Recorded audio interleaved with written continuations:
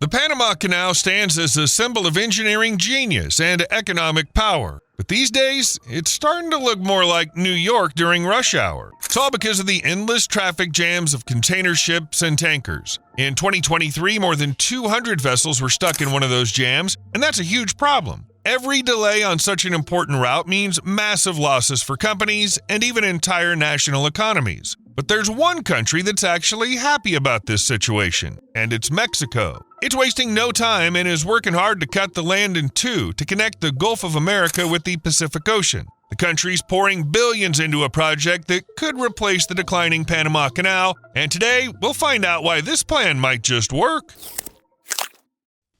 A long-standing rivalry.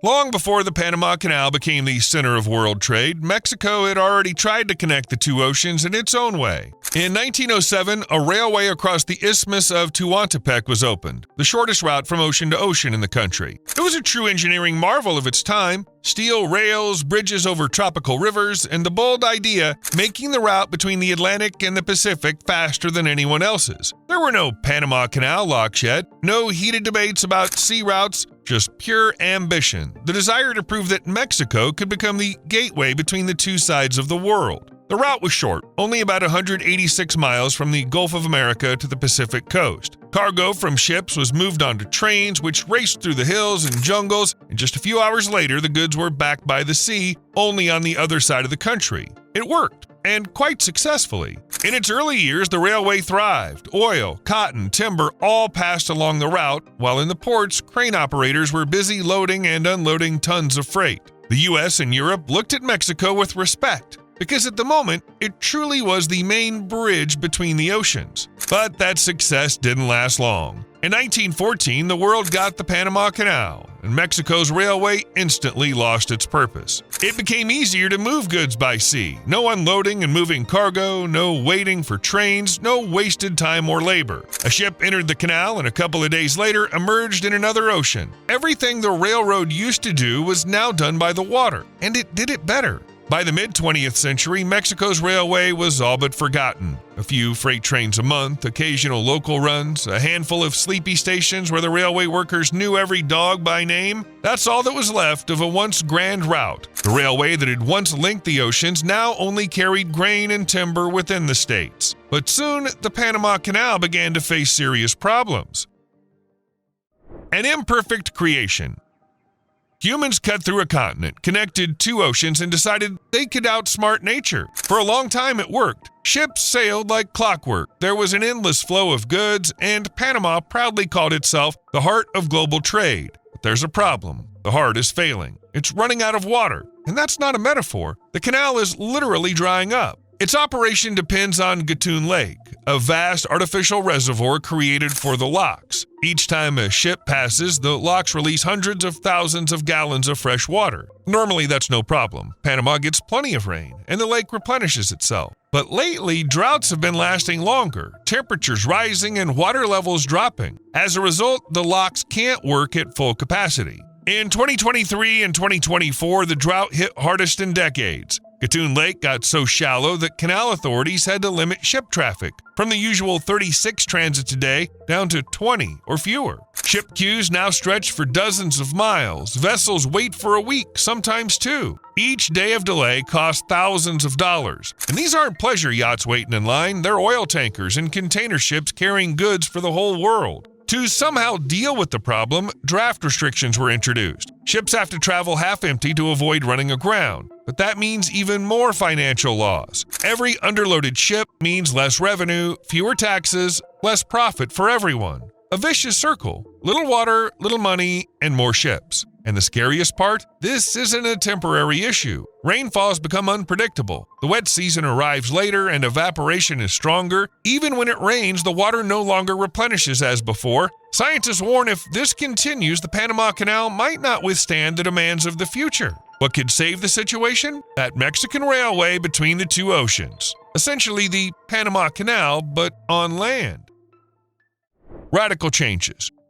At one end of the Tehuantepec Railway lies the port of Coatzacoalcos on the Gulf of America, and at the other, Salina, Cruz on the Pacific coast. Over time, both had become secondary and long overdue for renewal. That's how Mexico's grand new project began, the one called the Interoceanic Corridor of the Isthmus of Tehuantepec. The Pacific port of Salina, Cruz wasn't equipped to handle the driving force of international maritime trade, container ships. Its main role was receiving and dispatching oil tankers, small ones at that. Its depth only reached 33 to 46 feet. The modernization plan includes building a new container terminal and dredging nearly 35 million cubic feet of sand and silt from the seabed. The goal is to deepen the harbor and channel to around 79 feet, making it accessible for giant post-Panamax and ultra-large container ships that can carry as many as 24,000 TEU or 20-foot containers. It's fair to say the Mexicans have set themselves a very ambitious goal. Right now, one of the deepest container ports in the world is Yangshan in Shanghai with a depth of 57 feet. And here, they're aiming for 79. Work is underway along the entire approach channel and near the old docks. For decades, silt and sand had been building up there, and now they're literally carving a new underwater path. Every bucket lifted from the seabed brings Salina, Cruz closer to becoming the true gateway to the Pacific.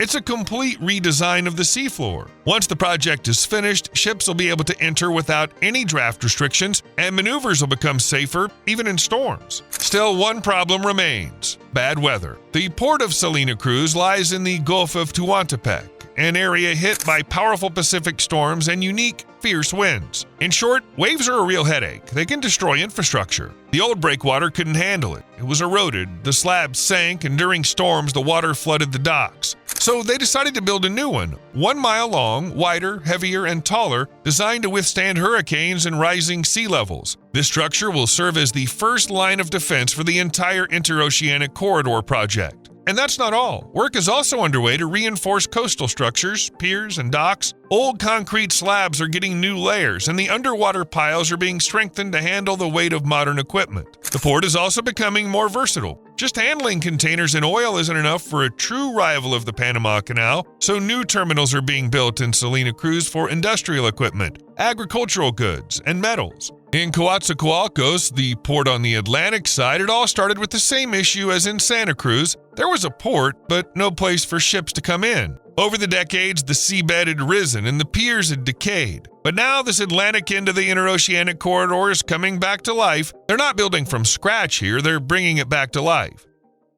The first thing they tackled was the seabed. Large-scale dredging began at the port approaches to reach 39 feet of depth. That's not just a technical detail. Before, ships had to enter carefully, often waiting for high tide. But now they'll be able to pass freely, without fear of running aground. That extra layer of water under the keel means not just convenience, it means money, time, and safety. Next come the docks. Old concrete walls are being replaced with new ones built for container traffic and heavy handling machinery. The areas are being prepared for modern terminals, container, bulk, and multimodal. Everything's designed to function as one system, so cargo can go straight from train to ship, no stops, no paperwork delays. And if in Salina, Cruz, the key focus is depth, on the Atlantic side, the bet is on speed. This port will handle the dispatch of small and medium vessels heading to various destinations, carrying goods that arrived in Salina, Cruz from Asia on huge container ships.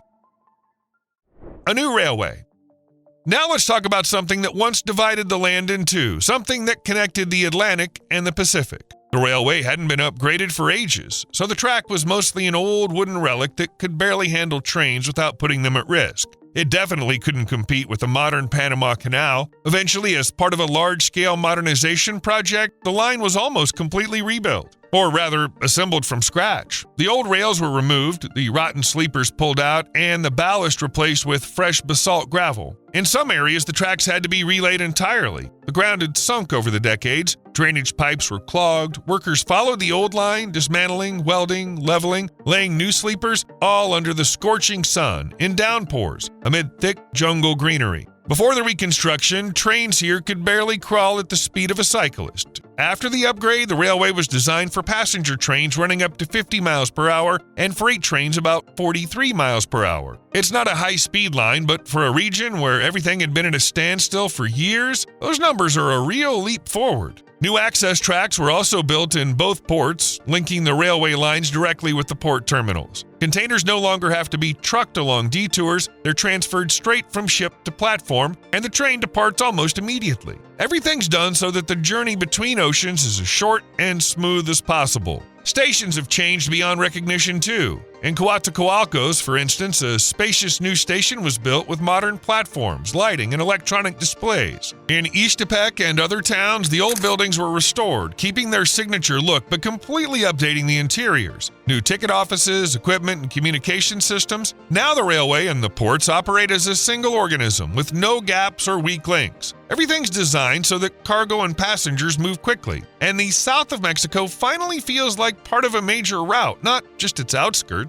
The first freight train ran along the renewed tracks in 2023. Passenger trains followed, neat, air-conditioned, and finally running on schedule. People started commuting to work and universities. Entrepreneurs began shipping goods between coasts. The region came alive. Warehouses, repair shops, and cafes started popping up along the line. The modernization took several years and cost billions of pesos, but the results are clear. All that's left is to finish upgrading the ports, and then Mexico and the world will have a real alternative to the Panama Canal. Or maybe, in time, it'll be the canal that becomes the alternative to the Trans-Isthmus Corridor of Tehuantepec. A game-changing project.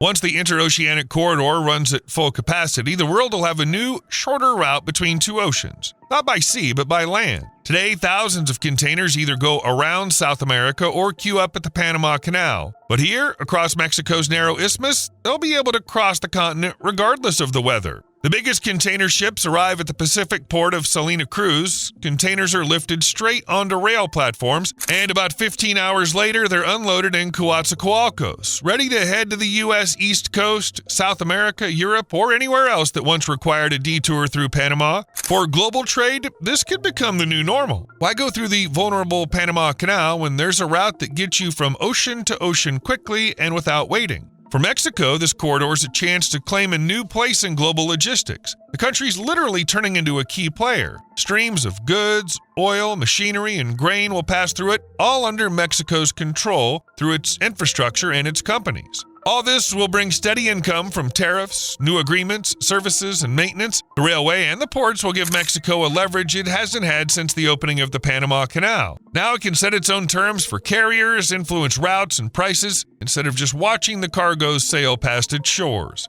And finally, Mexico set a clear goal. The interoceanic route must help revive the southern regions, which are now struggling. Here in the states of Oaxaca and Veracruz, people have lived on the edge for decades. According to the National Institute of Statistics, more than half of Oaxaca's residents and almost half of Veracruz's population live in poverty. The average income here is twice as low as the national average. In some municipalities in southern Oaxaca, electricity comes from a generator. The only roads are dirt roads, and schools and hospitals are an hour's drive away. People live in places where the state seems to exist on the map, but you can hardly see it in real life. When the railway stations and terminals start running at full capacity, jobs will appear along the line in logistics, maintenance, warehousing, and transportation. Where there used to be abandoned depots, service centers will start working. The new infrastructure will attract business. Someone will open a workshop, someone else a cafe by the station, another an assembly shop. Roads, communications, taxes, and money will appear, and they'll stay in the region instead of flowing to the capital. And most importantly, people will stop leaving. Because if one of the world's major trade routes runs right by your home, you clearly no longer live in the middle of nowhere. What's important is that, for Mexico, regional development isn't something that's expected to happen on its own. The country has mapped out real steps in this direction. There's a separate sub-project called the Development Poles for Wellbeing, which envisions creating a network of 10 industrial and logistics parks in Oaxaca and Veracruz. Each of them will have its own specialization: petrochemicals, electronics, agro-industry, logistics, and more. Companies will build everything themselves, but the state will provide the essentials: power, water, and digital connectivity, and even more important for business, almost full tax exemptions and other perks to make running a company easier. Not everyone is happy.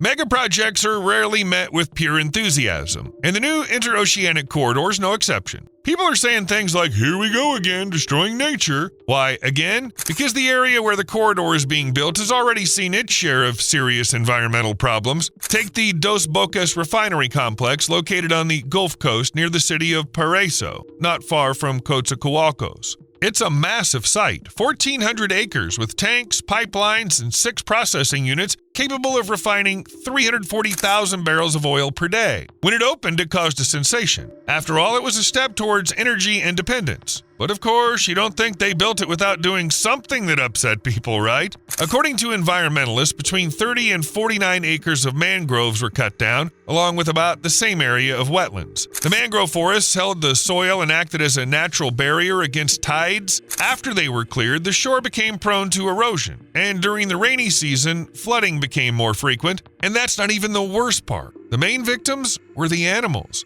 The area around Dos Bocas is home to rare species that are almost impossible to find elsewhere. There live swamp crocodiles and howler monkeys whose calls can be heard for miles. Because of the construction, they lost their habitat and had to move somewhere else. Whether they found a new habitat or not, no one knows. But what's certain is that some animals died. As for the howlers, some species are listed under the highest risk category in Mexico. Their habitat and population size had already been shrinking before the refinery, pushing them to the brink of extinction. And now there's this massive project on top of it. And that's still not all. Not all crocodiles and monkeys were found in the Dos Bocas area. There were 4,000 individual animals from 119 species, including 27 endangered ones. Many suffered damage due to the refinery's construction. In addition, the isthmus is constantly hit by streams of cold, dense air flowing south from the Gulf of America. In the narrow mountain passes, the wind strengthens and often reaches 49 feet per second. The Mexicans realize this makes the area perfect for wind farms. Today, the Isthmus of Tehuantepec is one of the most important and powerful wind energy regions, not only in Mexico, but in all of Latin America. Its capacity exceeds 2,300 megawatts. Take, for example, the Urus wind farm in Oaxaca. Its construction looked like a success story. Clean energy, wind, no smoke, no oil. Posters promised a bright green future. But on the Tehuantepec Isthmus itself, things turned out to be much more complicated. To put up hundreds of wind turbines, they first had to clear the land. But those turned out to be fields where local species of birds and bats lived and fed. Not that it mattered much, because the new wind turbines are an even greater threat. The blades, each longer than a school bus, spin it up to 186 miles per hour at the tips. From the ground, the movement looks smooth, almost slow. But in the air, it's like an invisible scythe. Birds don't have the time to dodge. Large birds of prey, eagles, hawks, vultures suffer the most. They fly slowly, ride warm air currents, and often look down while searching for prey. By the time they get close to a turbine, there's no avoiding the impact. Researchers and local environmentalists have recorded dozens of bird deaths around the station. It's especially hard on the species that nest nearby. Every generation loses part of its population, and even a slight drop in numbers can be fatal for rare species. There's evidence that some migration routes have started to shift. Birds now try to fly around this zone, but that means spending more time and energy. Imagine if one wind farm can become a big problem for local birds. What kind of danger would an entire corridor of hundreds of turbines bring? It's a zone birds simply shouldn't fly through, but of course they can't know that. The locals, however, understand it perfectly. Any large-scale project is a threat to nature, and no huge benefits can fully make up for that. Competitors. In fact, Central America, a region perfect for creating routes between two oceans, has more players than just Mexico and Panama. Other countries have also been toying with the idea of building their own globally important trade route. For example, Nicaragua. The idea goes back further than the country's independence, to connect the Atlantic and Pacific Oceans through Lake Nicaragua, the largest lake in Central America. Back in the 19th century, Americans, the French, and Nicaraguans themselves dreamed of it. But real progress came only in the 21st century. In 2013, Nicaragua's government announced it was starting construction of the Nicaraguan Grand Canal. Unexpectedly, the project was taken on by a Chinese company, HKND Group. The plan was so ambitious that even compared to the Panama Canal, it looked like a bold challenge. The canal was supposed to stretch about 172 miles, 3 times the length of Panama's. Its width was to be up to 1,700 feet. It was designed to handle ships too massive even for the expanded locks of the Panama Canal, that is, supertankers and container ships the size of floating cities. The route would cut right through the heart of the country, from the Brito River mouth on the Pacific side to the Punta Gorda River on the Caribbean coast. In the middle lay Lake Nicaragua, through which the longest section was supposed to go. The project looked impressive, but along with blueprints came maps of nature reserves, national parks, and indigenous lands. Nearly half the route passed through areas where people had lived for generations and where the water had always remained clean. Environmentalists raised the alarm right away. Lake Nicaragua is a source of fresh water for millions of people. Letting huge ships pass through it could upset the balance of the entire ecosystem. Besides, the bottom of the lake is covered with layers of sediment and volcanic ash. Stirring all that up could poison the water for decades. Mangrove swamps on the Atlantic coast, rare species of birds and fish, all of that was suddenly at risk. Scientists warned, if they build the canal, Nicaragua's nature will never be the same. But it wasn't only nature that protested. Local people, farmers, and fishermen began holding rallies against the project. People understood that their homes and fields would end up underwater or be bought out for next to nothing. According to human rights organizations, tens of thousands of people were to be relocated. For a poor country, it sounded like a catastrophe wrapped in the shiny packaging of investment. Meanwhile, the Chinese company promised billions of dollars, thousands of jobs, and a new era for Nicaragua. On paper, it all looked flawless. Port terminals, an airport, free trade zones, bridges, highways. The country was supposed to turn into a global logistics hub. The authorities talked about independence from Panama and bringing Nicaragua back onto the world trade map. But the more time went by, the more it all started to feel like a mirage. The investors never began any real work, and the environmentalists kept demanding reports that no one ever released. The Chinese company stayed silent, and its head billionaire Wang Jing lost most of his fortune after China's stock market crash. What remains at the planned site of the canal are only surveyors' markings and a few abandoned camps. Today, the Nicaraguan Grand Canal exists only in old press releases and presentations. Sometimes it's mentioned in the news as a symbol of unfulfilled dreams. On paper, it's still listed as a potential strategic project, but in reality, Nicaragua has no money, no investor, and no political will to dig the ground. So the interoceanic corridor remains the main and only real competitor to the Panama Canal, unless the ice melts. It sounds strange, but that's one of the reasons why both the Panama Canal and the interoceanic corridor could someday become unnecessary. The Northwest Passage, a shortcut between the Atlantic and Pacific through the Arctic, has been a dream of sailors and map makers for centuries. Once it was just a legend filled with ice, storms, and vanished expeditions. Now, with the warming climate, that legend's literally melting away. Every summer, the ice retreats farther, and a route that was once a deadly trap is slowly turning into a transport highway of the future. If the ice keeps retreating, ships will be able to sail right along the northern coast of Canada, thousands of miles shorter than going through Panama or Mexico. Less time, less fuel, fewer fees. Imagine a container ship from Europe to Asia sailing through Arctic waters, past icebergs and polar bears, without paying a cent for locks or port charges. However, no one really knows when the Northwest Passage will be completely free of dangerous ice. Some optimistic estimates say the first ice-free Arctic summer could happen sometime between now and 2035. Others even mention 2027, which seems wildly unrealistic. We're in 2025 now, and nothing suggests the passage will suddenly open up in 2 years. A more conservative and realistic forecast puts it between 2040 and 2070. Yes, that's bad news for the Mexican project, which was clearly designed for centuries to come, but it's still better than realizing that billions of dollars were wasted simply because somewhere up north, a new passage opened up all by itself.